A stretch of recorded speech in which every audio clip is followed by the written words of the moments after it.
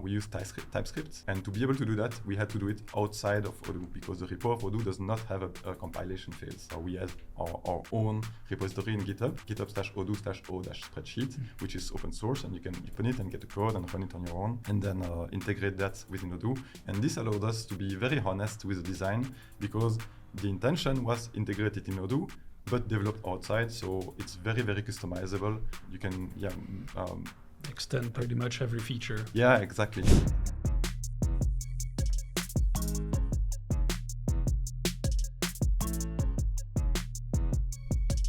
Hello and welcome to this new episode of Odoo Unplugged. Today we'll discuss a pretty technical subject actually, and pretty cool because we'll discuss the inside, really the inner framing of our Odoo spreadsheet application. And for this, I have two experienced members of our R&D team with me, Rémi and Vincent. Hello. Hello, Olivier. Hi So there. could you maybe first introduce yourself, Rémi? Sure. So I've been working at Odoo since 2017, I think. It was my first job and I like it here, which explains why I'm still here today. Yeah, that's good. You were even doing something on Twitch. Come on, it's nice. Yeah, it's first experience. Really glad to be here. And I've been working on the spreadsheet project for the past 3 years, I think. Mm-hmm. And I joined the team about a year and a half after Vincent created it. So I let him explain how it went on. Thanks. So yeah, I'm Vincent. I work for Odoo for past 6 years now, a little over 6. And 4 years ago, we created the spreadsheet team with another my colleague Pierre, and we built like this wonderful product that was the base for the dashboarding application. Mm-hmm. It was a really, really cool experience. And then of course, Rémi joined us afterwards. Now we are like 7 in the team. I think so, yeah. Okay, so let's have a look at what you're working on, because spreadsheet, it might be a little obscure for people not very familiar with Odoo. What is it exactly? What does it do? Could you show us? Yeah, sure. So the idea of having a spreadsheet inside Odoo was to support the dashboarding that we wanted to have. So the idea was we wanted a full flexible dashboard, and it's very, very difficult to have a product that can do anything you want, but it's also simple and well known. And so we decided to settle on, we have a spreadsheet, you can configure it really nice, and then build dashboard on top of it. And here, so I've generated a database with automatic data and put the standard dashboard on it. And as you can see, it's, it looks a bit like a spreadsheet. We don't show the grid lines, and then you have a bunch of data, and they all of course, it's auto-generated data, so don't look too much on the details. But it's a demo database, but all that is dynamic. It is dynamic. So if I was to add another sale or another invoice, it would be added automatically. And maybe I can show you how it's built behind the scene. Sure. So let me open the one with the products. So here you are inside a spreadsheet, a normal spreadsheet like you're used to. There are graphs and there are cells, and some cells contain values, some contain a formula. Here, as you can see, it's an Odoo formula and pivot formula. So we are fetching some data from the database and then putting it inside a spreadsheet, cutting the data into some dimensions that you want to see, and then summing it if you want. Here is another set of data that is used for the bestseller and so on. So that's for the dashboards. And then of course, because we have built the spreadsheet, we give you the spreadsheet, and so you are in document and can have a normal spreadsheet without any dashboarding feature. Sure. And of course, you can do pretty much what you would expect in any spreadsheet application, that is inputting your data, sorting it, filtering it, computing over it with simple or complex formula, and then applying format to whatever you want. So I would say it's pretty standard with the layer on top that is within Odoo, so you can have access to everything inside Odoo that you should have access to. And I guess this integration and the fact that it needs to interact with everything that Odoo is already doing and the database was like the initial requirements when we decided to start working on this app, right? Actually, yes. This is one of the only way we have to cross data between different models and different applications. So in Odoo, when you are inside any screen, you open your sales, you see your sales order, you open your inventory, you see your inventory lines. In Spreadsheet, you can say, okay, I'm going to take those sales, I'm going to take those inventory lines, put them together in the spreadsheet, and then start computing over both of them, and hopefully make some reports or make some graphs that are useful to you. And that's the only way we have today to really provide a full feature cross-analysis between models. And how did it evolve actually? How did you start working on that? Because that is, of course, when you look at I would say, I was going to say finished product, but is it ever finished? It's never finished. Okay. The current state of the product, better. If you look at the current state of what Spreadsheet is doing, you're like, wow, this does a lot of things. This seems very complex. How did you start on that? What were like the milestones in the development? How do you do something like that? Well, that's and in every time you start a new project, I'm lucky because I've done that a lot of time in the past before working for Odoo. Every time you start a new project, you have to ask yourself a bunch of questions, and this you have to decide basically what are the constraints that you will not move, and everything else is to be discussed. And one of the things that I wanted was to have at least the number of constraints as possible. So, inside Odoo, we have a test framework, JavaScript test framework, QUnit. Having one is nice, but having none and being able to choose one is much better, because then we can get the best or a different that supports our business case better. The more suited, yeah. Sorry? The most suited. Yeah, exactly, the most suited test framework. Yeah. And it was true also for, so we build on top of an existing library that does Spreadsheet, because there are a few that exist and that are open source. But that's not very Odoo style, right? It's not Odoo style. That's just not the culture. The truth is, we didn't find a library that was full JavaScript, so full browser side, that didn't have any opinion on any server side, because of course it has to be hosted with Odoo behind, so Python, our server, and so on. There was none really that were either up to date or understandable, or that were full feature. I think it's the same as for well, from the way you describe it, for a lot of other things in Odoo, or the choices that we made, and we decided to do to go for something like homemade, because the things that were available, none of them was really adapted to what we're doing, and so at least we don't want to compromise. I think that's the main idea. We don't want to compromise. We want to have the full control of the stack, and that's exactly what we did with the Spreadsheet. Yes, exactly. Library. So that's a very good way to see it, actually. When you start, you want no compromise, and then as you go forward, you start adding compromises, and then this is the system of constraints. And I wanted none at first, and of course this is the most comfortable. This is Odoo, so it needs to work within Odoo, which is very fair. So it needs to be extendable. And also one thing that I wanted was for us to be able to have a type system. When you develop inside Odoo, it's Python and JavaScript, and Python is a non-type language. Same for JavaScript. You can add type, or you can see at runtime what that type is. But because the business is very, very complex, and the interactions between the elements are very, very complex, I wanted something that I could rely on as type goes. So we use TypeScript. And to be able to do that, we had to do it outside of Odoo, because the repo of Odoo does not have a compilation phase. So we have our own repository in GitHub, github/odoo/o-spreadsheet, which is open source, and you can open it and get the code and run it on your own. And then integrate that within Odoo. And this allowed us to be very honest with the design, because the intention was integrated in Odoo, but developed outside. So it's very, very customizable. You can extend pretty much every feature. Yeah, exactly. So that was again a very important point that we wanted from the start. Okay, and so about the order in which you added features, or I don't know, corner cases that you had to to solve over the years. So I suppose the first version wasn't doing everything it's doing now, right? No, of course. The very first version was developed over a week by Jerry de Bonny that you had on your show. The infamous yes, Jerry. of course. He's amazing, like being able to produce a sheet with rows and columns that can render, and then a very basic set of formula, plus minus divided, sum, average, and that's it. So that was like we started the team I think November 2019, and then January 2019 that was the status. We had a sheet with columns, rows, formulas, basic formulas, and that's it. We couldn't add rows and columns.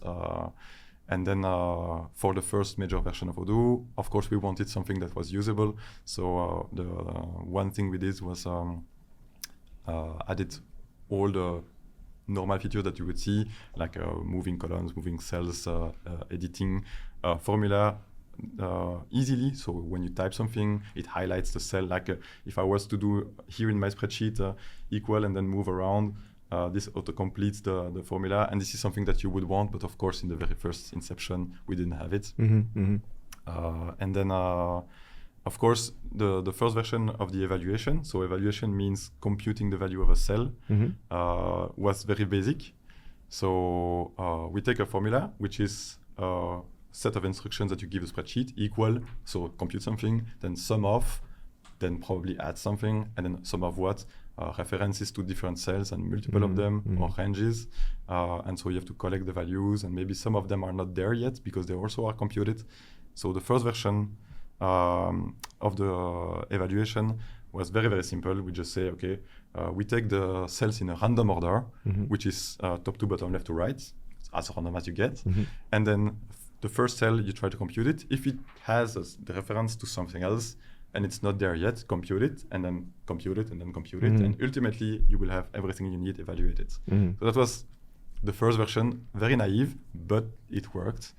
And of course, if you give toys to people, they will start to abuse it and make it large sheets. And we quickly figured out that it wouldn't cut it for the because this kind of tool, you tend, I mean, in day-to-day life of a business at least, not for regular people, you tend to have big sheets very quickly with a lot of data everywhere. And indeed, I guess the limits can be reached very quickly if you're too naive about the way you implement it. Yeah, exactly. So this is something that I do too. I use a spreadsheet for my work, and because we do recruitment, sometimes I want to analyze the entire recruitment pipe or maybe the history. And so I dumped the 50,000 candidates that we had last few years into a spreadsheet and start playing around. But it adds quickly. So 50,000 columns, maybe 10, 15 rows, that's 500,000 cells. Yeah, it becomes really quickly really big. Really, really fast. And if you imagine that each cell has data that comes from Odoo, each cell has a formula that needs to be compiled into actual JavaScript and then executed at some point. And then, of course, if you change something, well, it can have an impact on other cells that needs to be recomputed. And so this entire process is... Okay, so in the first version, you needed to recompute everything every time you made one change. Yeah, so. Very naive. You do something that requires to recompute. So changing a color doesn't require a recompute, but changing a value does. We recompute everything, and that was fast enough. So we decided that 50,000 cells was a good starting average point, yeah. Yeah, so that was the starting point. So figure out a sheet with 50,000 cells that are relevant, compute it like in a frame. You know, the browser refreshes a lot of times a second. So exactly like a video game, actually. It refreshes 60 times a second. And then you get the same kind of issues as you get when making a video game, or at least if you try implementing, I did that when I was a student, if you try implementing a video game of your own, like a 2D JRPG stuff, the typical Pokemon game, you know, if you try doing that, and you have like some kind of database, file structure, whatever, to store the data behind the scenes, you'll soon realize that fetching data from the database or the file, or reading any information that is on a disk somewhere within the frame rendering is not a good idea. And so in your case, you need to call the database sometimes. Yes, we do. What happens then? Initially, we did it very naive, and it works. So initially, we just say, okay, call the database. Okay, it's JavaScript, so make a promise of a result, store the promise somewhere. Then when it comes back, put the result into the cell. And then if something else depending on it, restart the evaluation, and because you have one more value, you can probably go further, and that was enough. It was enough with the data that we had at the time and the use cases that we had foreseen at the time. Yeah. And like I said, you give a toy to somebody, they will start to use it, and boom. So Yeah, some users were unfortunately the guys who discovered the limits by themselves, and we reached a point where you could not open the spreadsheet by yourself because the browser would just crash on you. Okay, and what did you change then? How did you solve that? Well, we started to be a bit smarter and decided to. So the first thing that we did is to optimize the compilation of the data, and we realized that most of the time, if you use one type of formula, you'll probably use it like in half the columns you use. So, for instance, if you'd have an operation on one column, you'll have the same operation going on the same column. So normalizing this was a big step to optimize this work. As Vincent explained, we started to work with the asynchronous data, which meant that sometimes if you have lots of calls to the server for different kind of data, well, then you'll have really like an overhead of computation. And what happens is that we decided to globalize those calls and try to make the least calls possible to the server and try to get as much information in one call as possible. Yeah, so this is something that we actually spend a lot of time on. So collecting everything that you need and try to fetch it all at once, but that was pretty easy. The tough part that we didn't see at first is you ask the browser to make a RPC or one promise.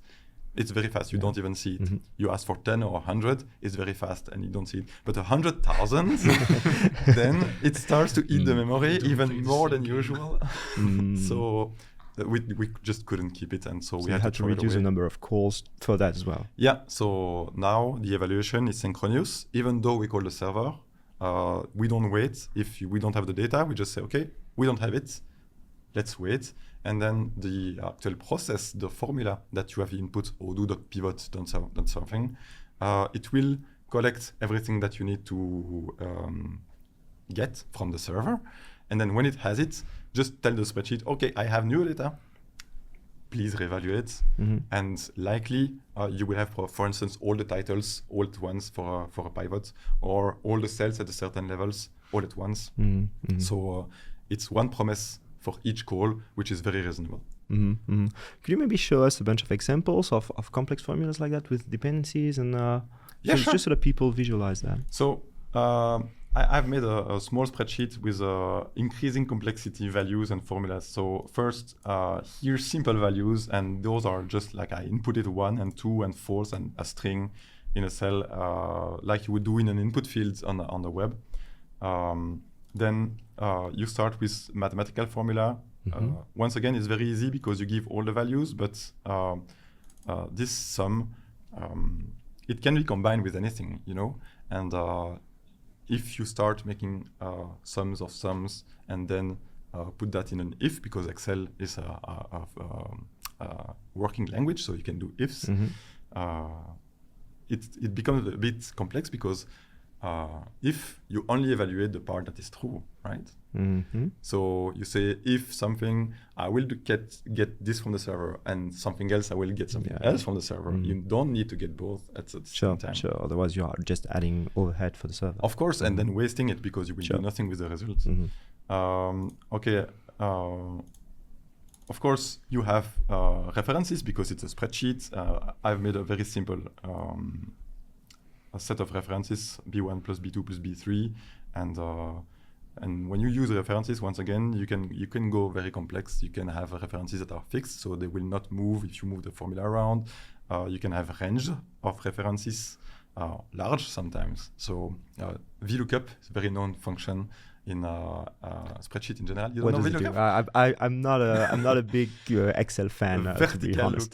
So if you were in a database and you wanted to match two tables, you would do a left join. VLOOKUP is the left join of Excel. Okay, that is clear. So you have two tables. Talk SQL to me. I love SQL too.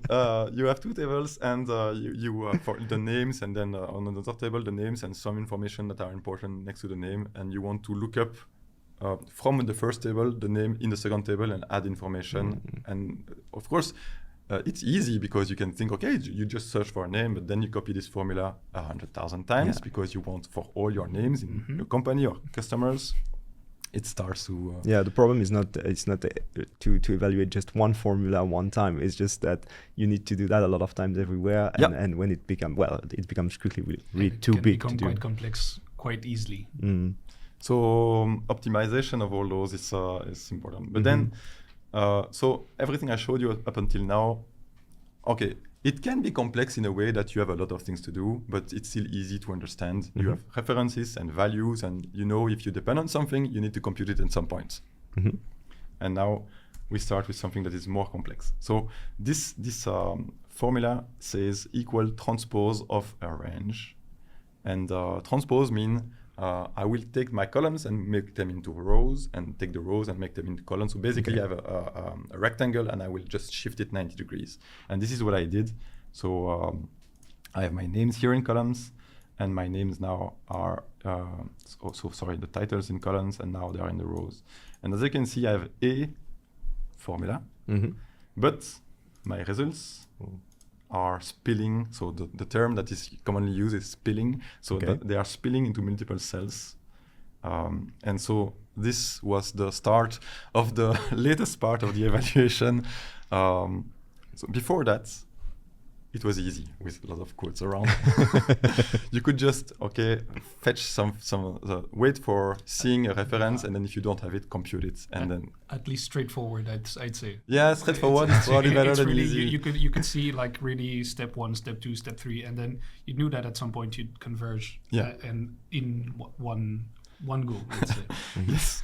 So, but here you see this cell. I take one randomly. This cell has a value, but it doesn't have a formula. However, its value comes from a formula, and if I depend on it, now I depend on this cell, which gets this value from this cell, and of course you can change that. You cannot know by just checking the cell itself.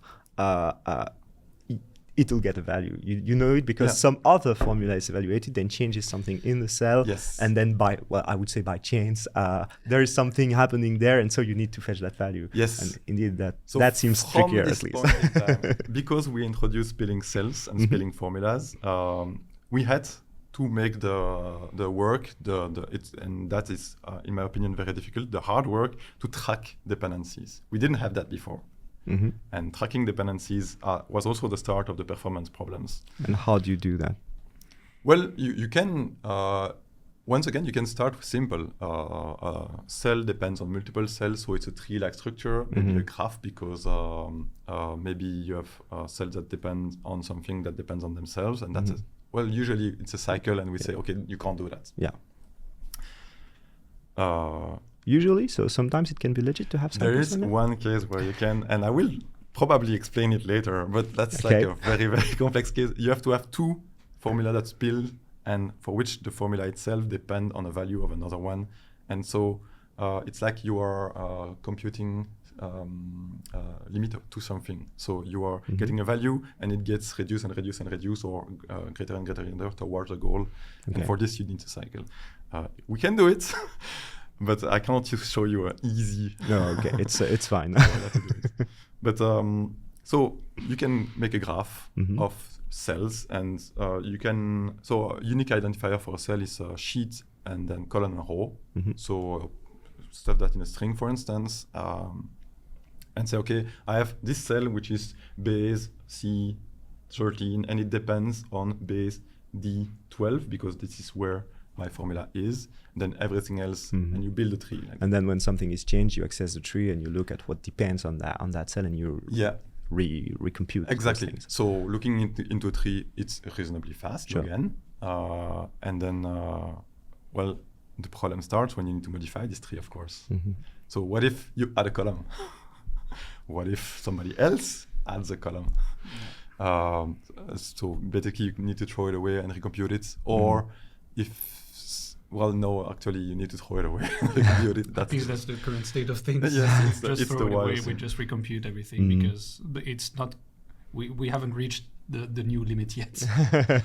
And you might think, okay, tree structures is very fast in JavaScript. You base yourself on maps and objects, which are native data structure and it's very fast. And initially we thought 2 until you give it to somebody and they use it. Okay. I think V17 has this tree structure which is implemented in, correct me if I'm wrong, it's implemented with native JavaScript objects. It is. Okay, right, very good. And so if you open a very large spreadsheet, initially we need to build this tree and you will see it is a bit slow. Well, sometimes if you have a very, very large spreadsheet, it's very slow. So you can have like 13, 15 seconds of waiting. Yeah, that's a lot. It's a lot. So this includes, of course, fetching the data from the server and so on. So it's not just fully your computer, but still it's a lot. And so we started to look into what was causing this delay. And then we started being very funny with our data structures and so on. So what do you do when you have a native data structure which is slow? Well, you can't go more native until you do bytecode.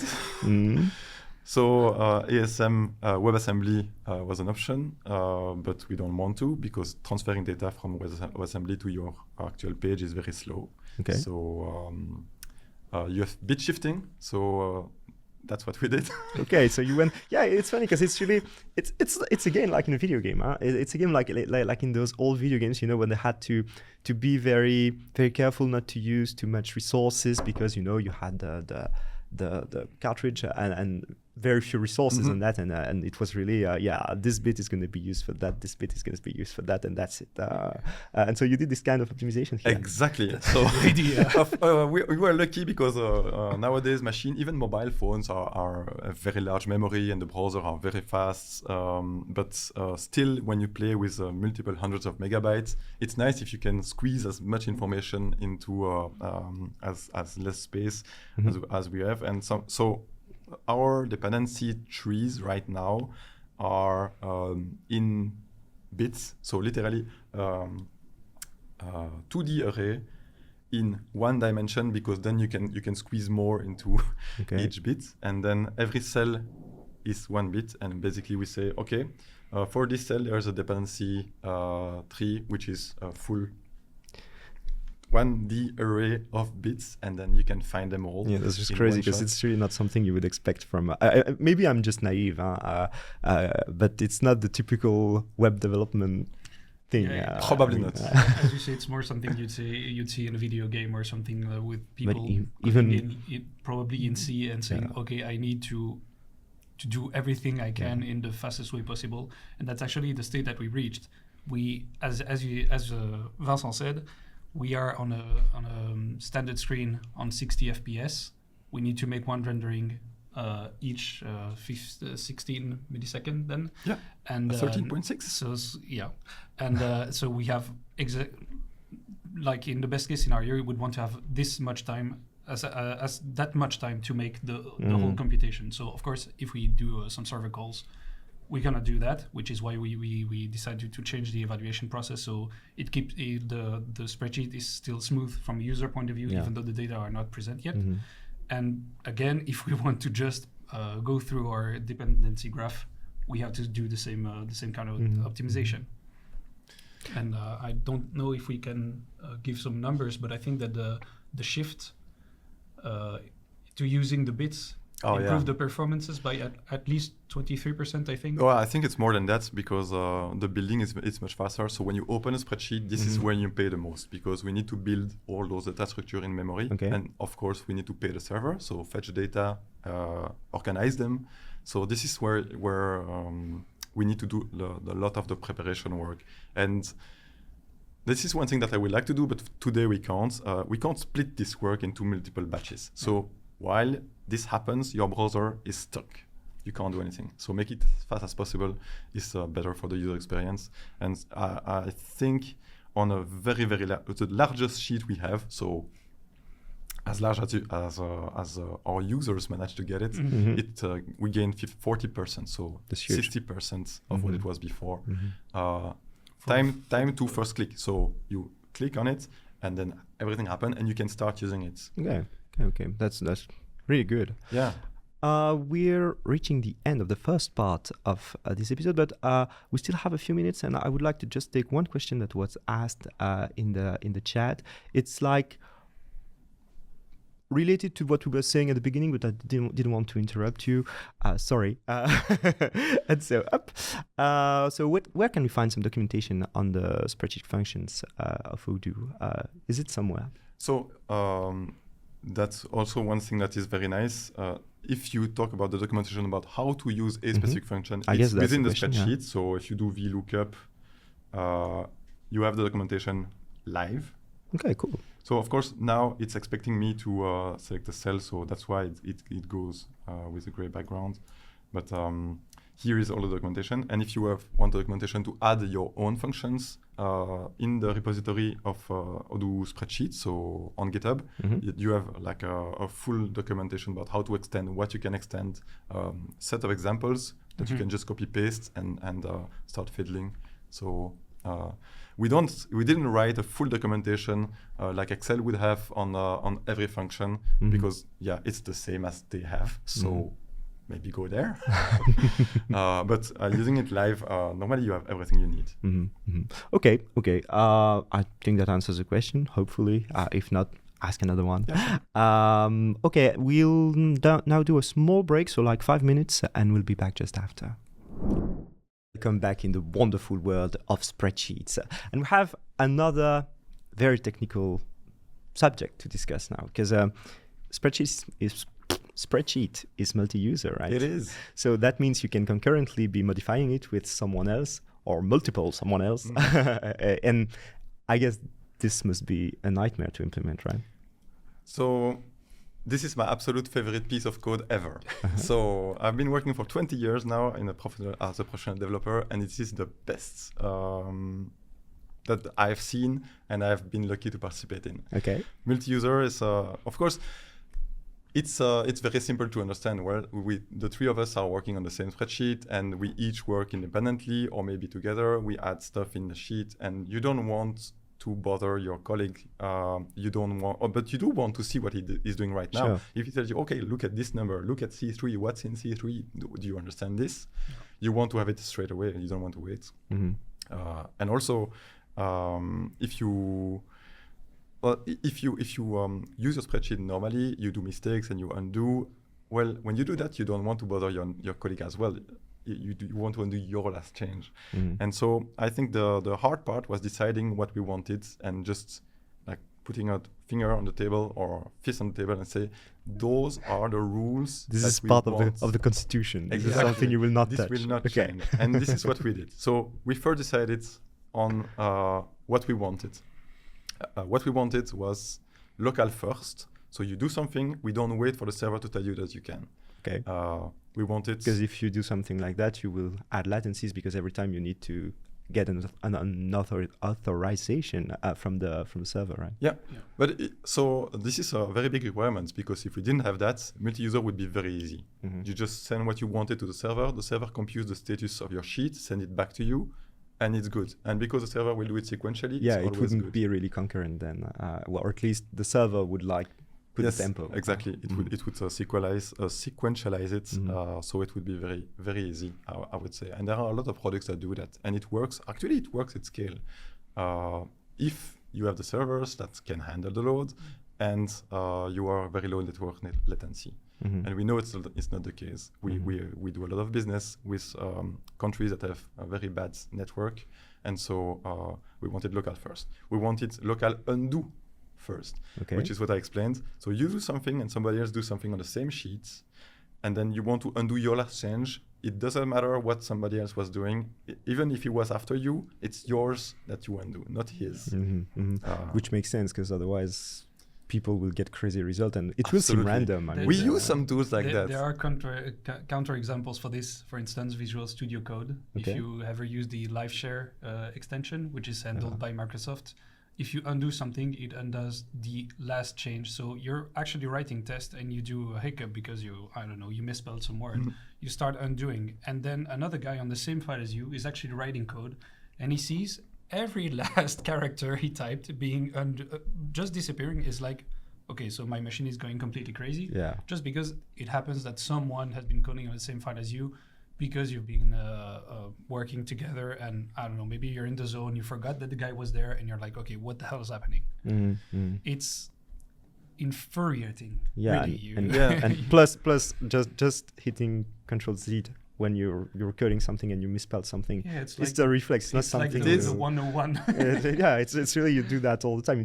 You don't even think about that. And if it doesn't work as you expect, you will get frustrated very, very fast. Yeah. So maybe the next generation using AI copilots won't have this problem. Because the copilot will just fix everything for you. Maybe, I don't know. At least right now, it's still how it works, and it's really a pain. We don't have AI spreadsheets yet. maybe in the future. So that was the second requirement. What's the third one? Is there a third one? So local first, local undo first, and I think those were the oh yeah, of course. Spreadsheet is developed in the browser in JavaScript, TypeScript to be precise, but it runs in JavaScript, or Odoo server runs in Python. We didn't want to have to re-implement the spreadsheet a second time in Python. So we wanted a stupid server, a dumb server. It takes a message, broadcasts it everywhere, and that's all it does. And this is that's the third requirement. We don't want to re-implement everything in Python. The reason for it is very simple. If you do something once, there are small chance of mistakes. If you do something twice in two different languages, not only you have the chance of mistakes in each of them, but also discrepancies. And so it would create bugs that we could never reproduce, or it would be very, very tough to reproduce, so we didn't want that. And that's basically the requirements we have. And of course, it needs to work within the memory limits of the browser. And we discussed earlier that the memory limits of the browser can be challenged very easily in a spreadsheet. So now imagine if you need to memorize that 2 hours ago your colleague sitting next to you did something, and then now he wants to undo it because that's the last thing he did.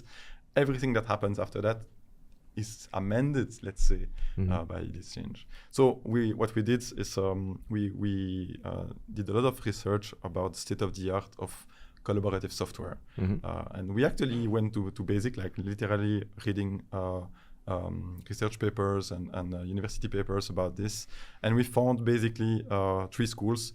The first one, server-side work, like I explained, very simple, works well. But it's tough to implement, and for us, it would not be local first, and would need us to implement in server. So we don't respect this. This is not suitable for us. Yeah. Second one, it's something that we tried. It's called CRDT. Have you ever heard this acronym? No. What is that? It's conflict-free replicated data type. So that's the acronym. Okay. And basically, what it says is it is possible to express any data type, any data format in a way that no matter what operation, what modification you make, and no matter the order in which you apply them, it will always reach the same result. So it's very technical, but imagine if you have a text editor and you edit a text, you can say, okay, from the start I type this, and then if somebody else says, okay, also from the start I type this, you have only 2 ways it can go, and CRDTs will resolve them for you into something that is deterministic. Okay, so you're using, in this example with text, you're using like reference positions, and you're placing every change relative to those positions. Yes, exactly. And then you're mixing them, exactly. Essentially, and to have the same result. It is deterministic. You will always get the same results, and this is important. Oh, that's probably the third constraint that I forgot to talk about, which is the determinism. It's the most obvious one. It's the most obvious one, but I didn't say anything. As your neighbor. Yes, so everybody using the same spreadsheet, no matter what, will have the exact same result. Okay.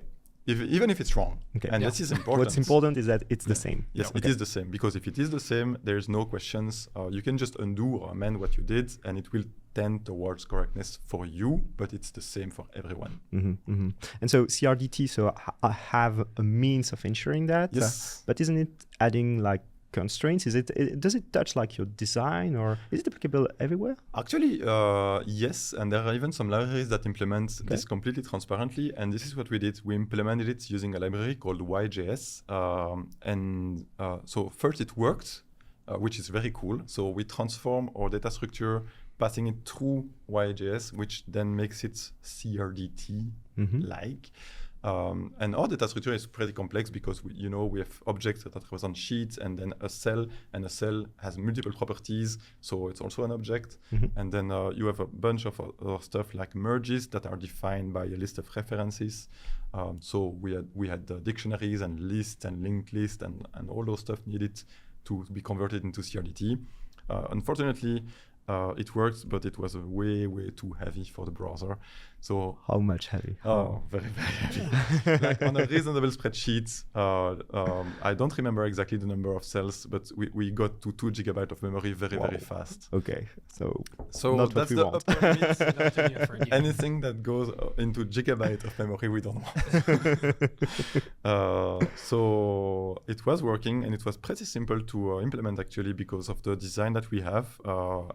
Every data mutation already goes through a funnel, so we just had to plug it into that funnel and then change the way the data looked and send it over the network. It was transparent, but way too heavy. Okay. So we had to discuss the solution because of performance. And then what happened?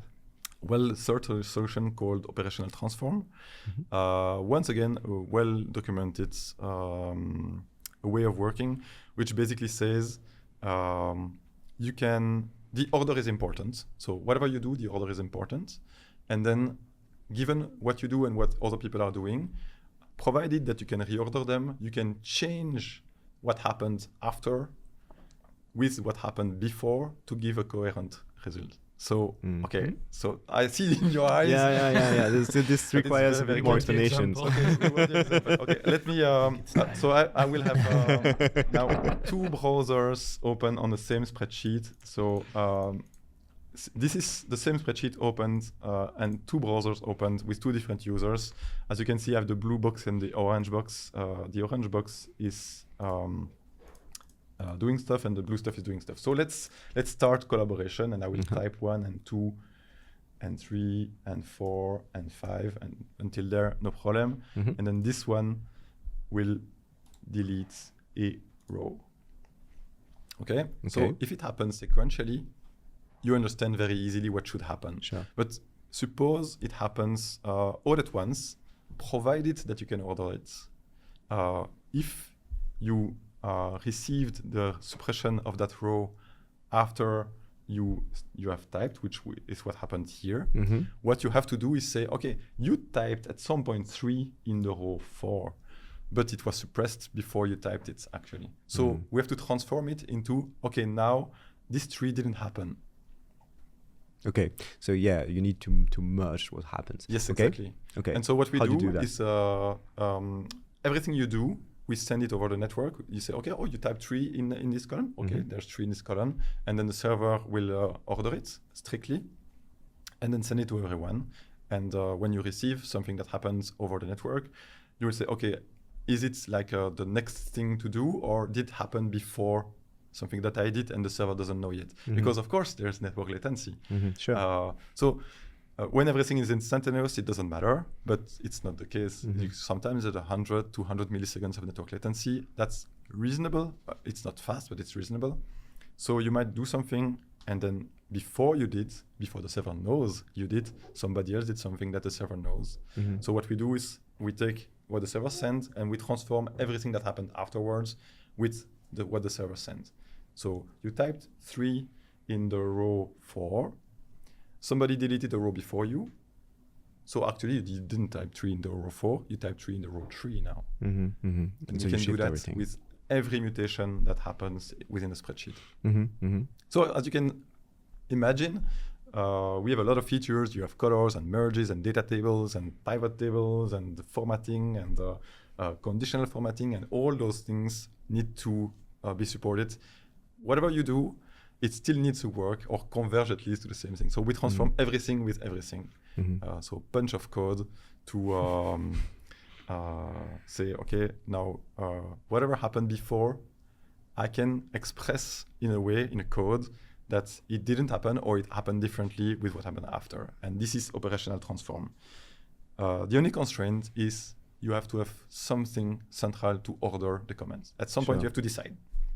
So the server is like centralizing the order of the operations here. Exactly. So it's not giving authorization as in the first approach, but it's giving you like the sequence that you will apply for the operations. And it basically also tells you, okay, you were the last, or something happened before that you didn't know yet. So execute this first, and then I will dispatch what you did. So it's correct for everyone. Okay. And this, by definition, converge to exactly the same result every time.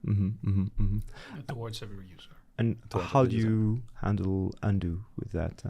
Okay, so undo, it's a good question. So if we were to say the last command you undo didn't happen, well, of course it's easy because you might erase it from history or play it with the inverse of itself. Because operational transform means transformation, and that's what we do. So we sometimes have to implement inverse commands. So the inverse of adding something in the cell is not doing it, or removing the value of the cell, or putting it back into the previous value. That would be simple. But we want not the last command. We want whatever at some point in history the user, The local user did. something. Yeah. So, as I said, we transform commands, and for us, undo is basically saying that that command that is in a stream of command didn't happen. So we transform it. We transform everything afterwards with something that says the inverse of the undo, and that's so it can be very impactful, right? Yeah, it looks like a rebasing on Git, actually. It's exactly how we implemented it, actually. So in memory, in the browser, we have a list of commands and branches that goes with different commands from undo and redo. Because undo is something, but redo also happens. Yeah. So you did something, and then you say, oh, it didn't happen. And then you change your mind. Oh, afterwards, actually, it did happen. And in between each of those operations, of course, your colleagues can work on the same machine as you and continue advancing the state. So that's operational transform. And this is what we have today implemented. So a very slim server, it receives the command, put a lock on the database, order it, release the lock, and transfer it to everybody else. Okay. And you had a pretty funny anecdote about the first big testing you made for that, right? How do you do to validate that it actually works? You can do the math, which at some point we kind of did. So like formally verifying the algorithm, but it doesn't prevent you from bugs. So we just ask everybody in R&D to connect to a certain sheet and say, just play with it. Try to break it. just play. And R&D people, they like to try to break stuff.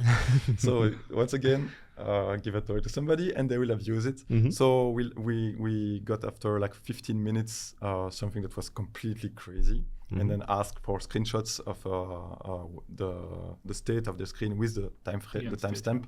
So we could validate that, okay, as time goes by, it was the same with everybody. Yeah, you want to make sure that everyone has the same thing because of the requirements. Yeah, indeed. And also, we asked our server people to monitor the server because it was running on Runbot, or build server. So nothing specific, to see like how big could we go? What can we handle with a normal server? And because the server is very, very slim, that we couldn't even see the usage change. Cool. So yeah. Cool. That's like this scales very, very hard. Yeah, that's really the highest level of validation you can get, I guess. You did something. Oh, maybe you monitor the wrong server. I don't know. I hope not. No, it didn't. I'm sure it didn't. So yeah, it works really well. Of course, in the browser, sometimes undoing something that happened very far in the past is very, very expensive. Yeah. You need to reverse a lot or amend a lot of commands. So changing the state in many, many different things. We talked earlier about dependency trees. Well, imagine you delete a row or an entire sheet. The dependency trees of everything needs to be recomputed. So it's still very tough. And the performance implication for the evaluation that we talked earlier still are impacted also by multi-user, because if you depending on something that doesn't exist, and then a lot of those. But I guess big like rebase like operations like that and removing sheets and all that, of course it's possible. Of course it needs to be possible, but it's not something that everybody will do at the same time. We will not get like 2,000 people on the same spreadsheet doing that all the time. The worst case scenario might be not something that we'll meet, but it's something that we should be able to support. Sure. Even at some point. But so what I mean is just if there is a small cost in performance for these cases, basically, does it really matter? Yeah, I think that people can live with it. I think that even in a standard spreadsheet program, let's say Excel, for instance, if you were to load, I don't know, every account entry that you have in your company, at some point it will start to get slow, and it's just, it's how it is. So I think that people are ready to work with some kind of latency or slowness for advanced accounting usages that like it's still reasonable, but people know that at some point it will get slow, and that's life. I think there's also a difference between it can happen and just accepting the situation. Like it can happen and there's nothing we can do about it, but I can't say there's nothing we can do about it. We always should say we will just make it better, make it faster, find some new tricks to improve, find the blocking points. Like we know, for instance, memory memory management is very bad in browsers. Okay. You might not imagine it, but because it's very mature product browsers and they do very complex things. But if you open 10 spreadsheets or open the same 10 times, you will see that it will take a long time before it collects the memory. And for us, it's very impactful because we want a lot of memory all at once when you open a spreadsheet. And so if you need to wait for it to collect what happened in the last 3 or 4 or 5 minutes before you can get access to this memory, well, it looks like spreadsheet is slow, but actually no, it's just browser and OSs that don't release fast enough memory. So yeah, I think we are very deep into the depths of performance optimization, and we continue to look for ways to make it better. And being dependent on browser is a constraint that, of course, we will never be able to avoid. Talking about that, we're actually getting close to the end of the episode. Okay. But let's talk a bit about the future then. What is coming? So maybe some performance improvements? Definitely some performance improvements. So earlier we said V17, the dependency management was done with native JavaScript stuff. Now in master, so 17.2 uses the binary version of this with the 40% performance improvement. So I think that's already very big. And then something that we are doing right now, less about performance, but more about usability, is make it possible to shrink the file a lot. So earlier I showed you a pivot table with a lot of data. Did I show you? I showed you a dashboard, right? With data coming from the pivot table, and every cell had, okay, I come from this pivot and I use these dimensions to know what I want, and so also I have this measure aggregated this way, and that's in every cell. So it takes a lot of space. We pay space with transfer, we pay space with storage. So shrinking that is very important. So what we are doing and are doing much more is having spill formulas for complex data structure like pivot table. So this is an entire pivot table in one formula. Oops, not Control S. See, another reflex. So this, in combination with something that we don't have yet, but the PR is there, it's almost ready, it's auto formatting. So as you can see, this looks pretty, and we are now implementing this auto formatting stuff.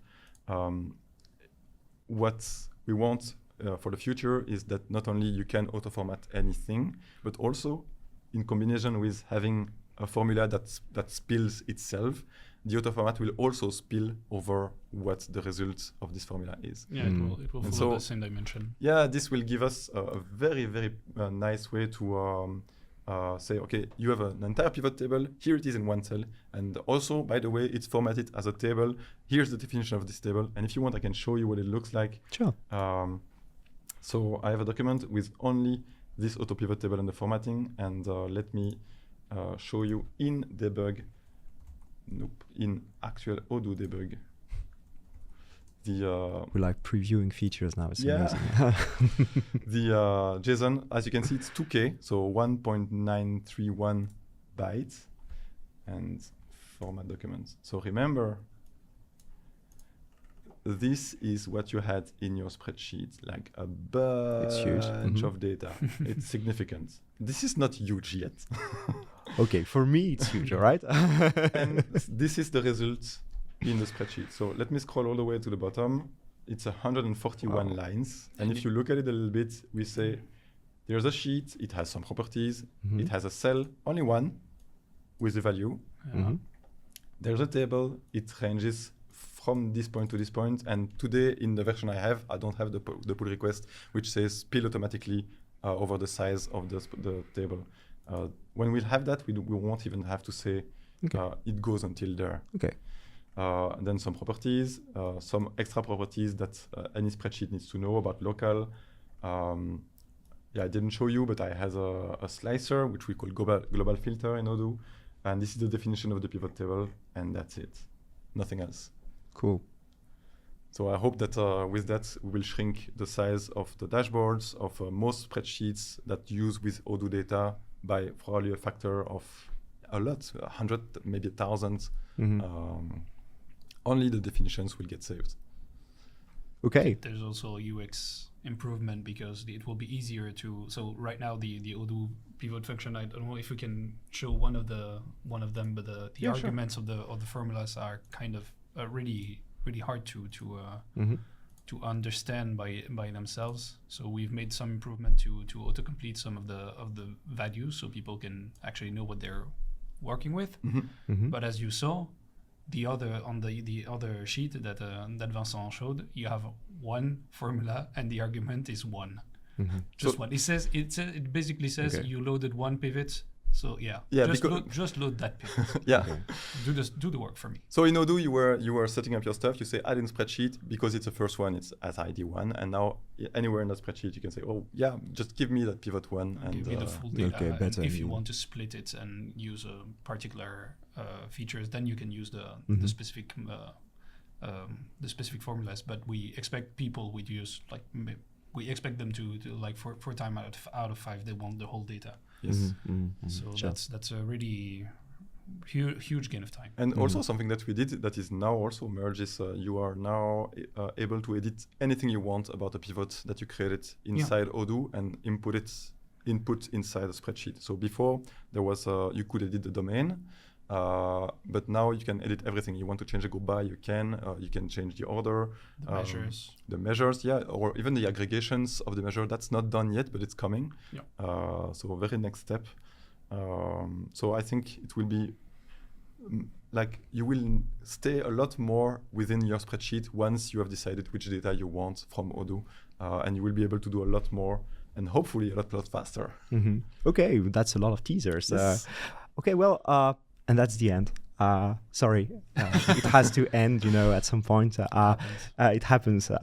Thank you both for your explanations. I think we learned a lot of things, and it was super interesting to know, to see what's behind the magic that we see on the screen. The magicians. The magicians. So you'll be called the magicians now. Thank you, guys. Thank you, guys. Thanks. Bye.